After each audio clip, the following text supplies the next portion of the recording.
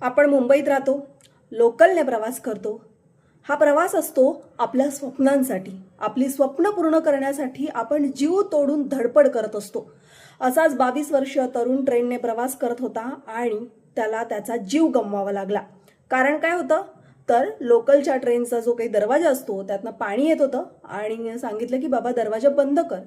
या संपूर्ण घटनेवरनं त्या व्यक्तीला राग आला आणि त्या 22 वर्षीय तरुणाला मारून टाकलं.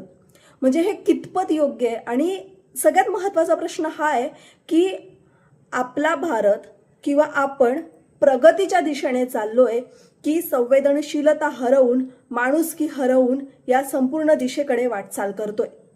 एका कुटुंबाचा पूर्णपणे आधार तर गेलेलाच आहे. आपण थोडा वेळ हे बातम्यांमध्ये सगळ्यांनी ऐकलं असेल, वाचलं असेल किंवा रीलमध्ये पण पाहिलं असेल.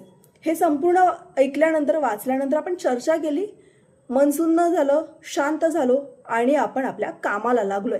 पण सगळ्यात महत्त्वाची गोष्ट स्वतःला नक्की विचारा, ती म्हणजे अशी की या समाजामध्ये, या भारतामध्ये, या संपूर्ण महाराष्ट्राच्या राजकारणामध्ये आपल्या माणसांच्या जीवाची किंमत नेमकी उरली आहे तरी किती?